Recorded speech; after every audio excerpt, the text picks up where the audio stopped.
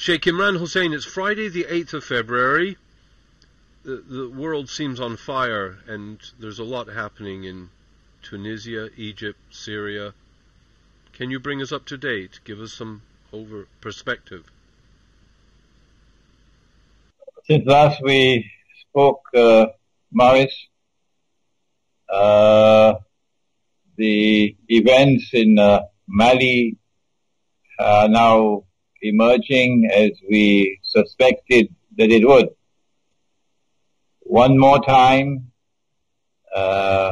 Muslims who are of the Salafi or the Wahhabi branch or sect of the faith have been taken for a ride. They were armed, they were trained, they were financed, and they were sent on this expedition, this fishing trip into northern Mali. They were portrayed as Islamic militants. In other words, the image of Islam which is being portrayed is one which should terrify the rest of the world. That if this kind of people were to take over the world, what great danger would there be for mankind? And when they had beaten their drums sufficiently, then a compliant president of Mali turned to France, as perhaps was prearranged. And France was able to intervene, and the white man came to save Africa. And so colonialism was turned on its head. And now Western civilization has been portrayed in a positive light for the rest of Africa. And the media is going to drum this into them, television and radio and newspapers, that had it not been for France, had it not been for the United States and other countries which intervened to help France, the implication or the result would have been that the menacing face of Islam would have established itself in Mali. And that would have been a precursor for what would have come for many other countries in Africa. This kind of portrayal of Islam is absolutely essential for Israel. If Israel is to wage the wars that I've been saying for so long, that Israel will have to wage, if Pax Judaica is to replace Pax America, Israel will want a casus bellum. Israel will want to be able to wage her great wars and yet portray herself and portray the Western world that will be supporting it, NATO, as defenders of freedom and saviors of mankind from an Islam which is menacing mankind. So it was a propaganda bonanza, what has occurred in northern Mali. And once again, the Salafi version of Islam has been taken for a ride, and they have embarrassed us. They are a people who have eyes and yet do not see. They have ears and yet do not hear. Not all of them, but these who have been at work in Libya. And as a result of their work and the intervention of their friend NATO, now the Libyan government is gone and NATO is in control, essentially in control, in Libya. And they're doing the same thing. I call them Dajjal's warriors. They're doing the same thing in Syria. These are people who are being nurtured, they're being financed, they're being trained, they're being armed to act as guinea pigs, to fight NATO's war for NATO, and to advance the agenda that Israel is advancing, so that Israel can wage her wars tomorrow to save the world from Islam. That's my initial analysis of the events of northern Mali. The second thing that is important is that the war in northern Mali has already spilled over into Algeria. while Algeria has not been a model state, the government of Algeria has not been a model government. It has been complicit in many things, of which Pakistan is also complicit, and Egypt is also complicit, in renditions, for example. Yet the government of Algeria and the people of Algeria have shown themselves to have a certain kind of independence and a certain kind of originality of thinking. And they have not been camp followers of the Zionists, not Algeria. And Algeria has been courageous enough to establish a friendly relationship with Iran. Algeria is taking a chance in doing this, pursuing this independent policy and not being a camp follower of the Zionists. And that is that she exposes herself to be targeted. And this is what's now happening. And I think many Algerians recognize that the next target is Algeria. But I am hopeful. I'm hopeful that the land and the people who fought France and fought France courageously until France had to withdraw, battered and beaten, France had to withdraw. Such a people are not likely to allow themselves to be recolonized so easily. And so the Western world has a fight on its hands if it seeks to use the events in northern Mali as a toehold with which to enter into Algeria, to destabilize Algeria, and to impose once again a neo-colonial regime on Algeria. It's a huge country logistically, Algeria. I don't know how it could monitor its borders. It also has been accused of assisting France in this onslaught on Mali, and it's even been accused of giving France the money to wage the war. The President Hollande was in Algeria 2 weeks before the war started. The manner in which the Algerian army, the Algerian armed forces, put down the armed hostage-taking in the south of Algeria meant it emphasized that they did not care how many had to die, but they were not going to allow themselves to be taken for a ride. That's a positive sign. The British and French and people were quite taken aback by the Algerian response in the way that they were not consulted. So it was indeed a mark of independence. They're a very difficult people, the Algerians. When I meet them face to face, they get very emotional, and they're a highly charged lot. But the West seems dedicated to destroying all tribes and culture and traditions, and Algeria is a target, therefore. That's a universal policy of the Gog and Magog world order, that they want to bring about one godless global melting pot. I saw it in New York. I saw everything being mixed together in one melting pot. And what they've been doing in New York, they want to do in the rest of the world. But that's the macro analysis. And you're right about that.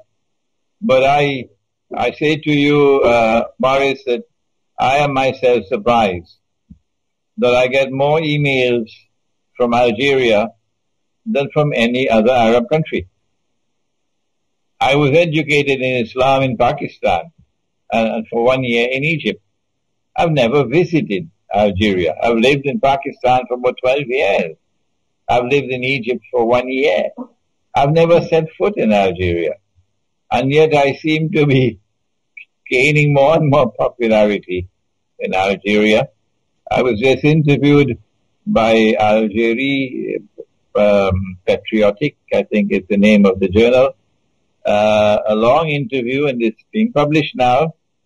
And I'm getting very positive feedback from the Algerian people. With regard, if I may change the subject, to Syria, Israel recently apparently attacked Syria, which was outrageous, and I suspect there was some behind-the-scenes reason for this, maybe related to negotiations, but there's a threat of Israel taking a buffer zone. Russia seemed to take a back seat, seemed to distance itself from Syria at that point. I don't know if you perceived that. What the Israeli attack meant was that Israel and her friends had explored all options that they had and had not succeeded after more than a year and a half in bringing about regime change in Syria, which is their target. They're only mentioning the name of Bashar al-Assad, but their target is regime change. To bring a new regime to Syria, which would not be friendly with Iran, which would not have a relationship with Russia, and which will come into the Saudi-Qatari camp. That's what they want. And they're just mentioning the name of Bashar al-Assad as a red flag. So they had spent a year and a half, and they had exhausted all options. Because Russia had put its foot down, Turkey could not attack Syria. Had there not been a Vladimir Putin in Moscow, Turkey would have attacked Syria long ago. Long ago. The reason why Turkey has not attacked Syria so far is one word, Putin. That's the word. And so Putin has already demonstrated a certain degree of integrity in the subject. A certain degree of concrete evidence is there on the ground. Had it not been for him, Turkey would already have been Syria would already have been attacked. Since all options had failed, Israel now had to launch out to try to bring about a provocation which she hoped would have flared up into open war. Since it has not, because Bashar al-Assad had the good sense of not responding, and Russia had the good sense of not responding, Israel has no options now but to do what the United States has been doing in Pakistan, to continue with her incursions into Syria and launching attacks and attacking targets in Syria, aerial attacks. But the more she does that, the clearer will it become to public opinion around the world. Who is the one who is hungry for war? Who is the one on whose side aggression must be mentioned? They are the aggressors. And who is the one who is trying to avoid war? So public opinion is going to sway against Israel if she continues launching these attacks on Syrian territory. So it's a gamble that she's made, and Syria has called her bluff because Syria has refused to respond. And nothing less than a ground invasion will suffice. You can't simply attack from the air. But one of the critically important things about the Syrian attack, the Israeli attack, is that when Turkey sent her fighter aircraft on a reconnaissance mission, it appears, and they momentarily entered into Syrian airspace, they were shot down. The Syrian radar was able to pick them up, and they were shot down. How do we explain that Israeli aircraft reached up to Damascus, and the Syrian radar could not pick them up, and no shots were fired against them, indicating a certain level of technology with Israel that Israel wanted to put on display, not only before Syria, but before the world. That is not lost to military experts around the world, that the Israeli aircraft were able to do what the Syrian fighter aircraft could not do. I believe that eventually they're going to lose patience, and they're going to try to make a deal with Putin. I mentioned this previously, that perhaps Obama would say to Putin, if you stay out, we stay out. Let them fight.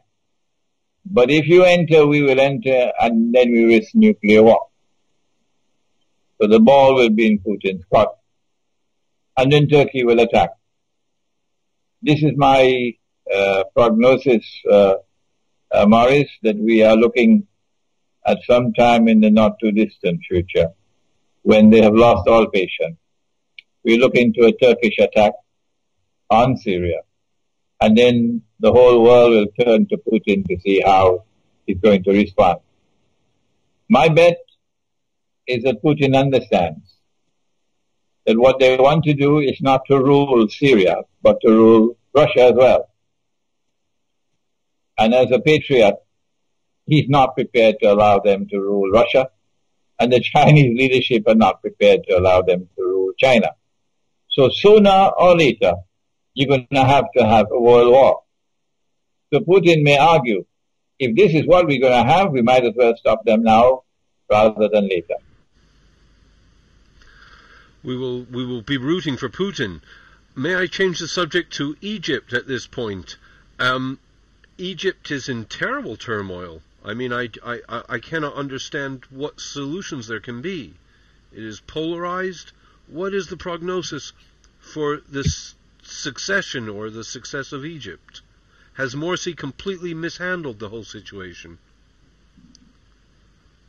He has a temporary respite in that the organization of Islamic states, which chose for themselves a very curious name, Organization of the Islamic Conference. It was actually chosen in French, L'Organisation de la Conférence Islamique, and that was then translated to English as the Organization of the Islamic Conference. And that name remained with them for, 40, 50 years, until they have now changed it, I believe. It is such an unimportant organization that we hardly keep up with this news. I think the new name is Islamic Organization of Islamic Cooperation, OIC. This organization met in a summit conference in Cairo over the last few days. And Morsi, acting as host, was able to reap some political dividends from the assembly of all of these heads of state. Most of them didn't come, but many of them were there. And it raised his prestige. But I think it was only a temporary respite. And then once the conference is over, the conference just ended, and the guests have returned to their homes, then the Egyptian people are going to be back again on the streets, venting their rage and their righteous indignation, and I fully support them. I fully support them. That what the Ikhwan al-Muslimun did in Egypt was what we may call a faux pas. They made a terrible blunder, an absolutely terrible blunder. And the blunder is of such magnitude, Morris, that I don't think that Morsi can survive in Egypt. Now, Ikhwan will have to choose a successor to Morsi. Morsi may be able to return to the United States and be successful as an engineer. But I don't think he has credentials anymore to rule over Egypt. No, because the mistake was so monstrous of pushing through that constitution over the heads of the Christians who opposed it, not having the good sense to patiently negotiate, no matter how long, and try to arrive at a consensus, which is what Prophet Muhammad, Allah's blessings be upon him, did. And I did give a talk in which I addressed the subject, and I criticized Morsi and the Ikhwan al-Muslimun government of Egypt of violating what I called the constitutional sunnah, or the sunnah or the way of the Prophet, Allah's blessings be upon him, in matters pertaining to the establishment of a constitution. Because he did negotiate a constitution in Medina. And he spent something like 7 months patiently negotiating, not only with the pagan Arab tribes, but with a large number of Jewish tribes who were there. And you had to negotiate with each tribe, because the tribes, even the Jewish tribes, were at war with each other. And this is what he did, patiently, over 7 months. And at the end of it all, and without the glare of publicity, without a constitutional conference being organized, he was able to secure a consensus, an agreement of all the tribes. And that consensus became known as the Mithaq of Medina, or the first written constitution in the world. This is what Egypt needed. But the Ikhwan did not have the intellectual leadership.